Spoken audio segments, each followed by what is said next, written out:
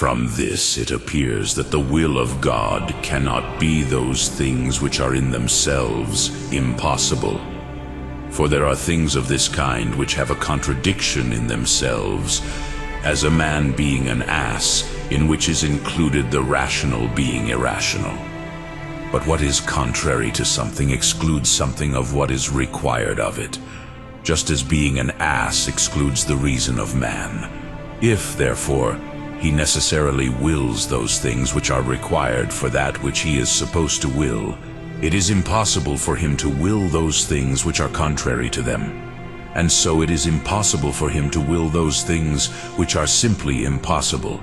Again, as has been shown above, God, willing his own being, which is his goodness, wills all other things insofar as they bear his likeness.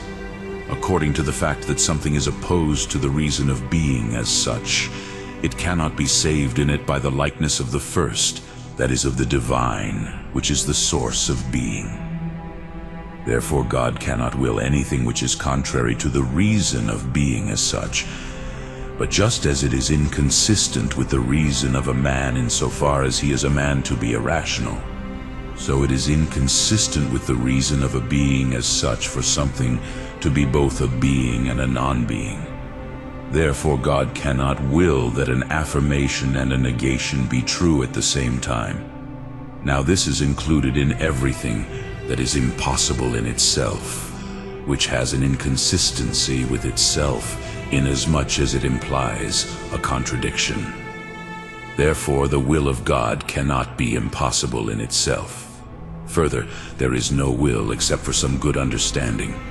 Therefore that which does not fall into the understanding cannot fall into the will, but those things which are in themselves impossible do not fall into the understanding when they contradict themselves, except perhaps through the error of the unintelligent, the property of things which cannot be said of God.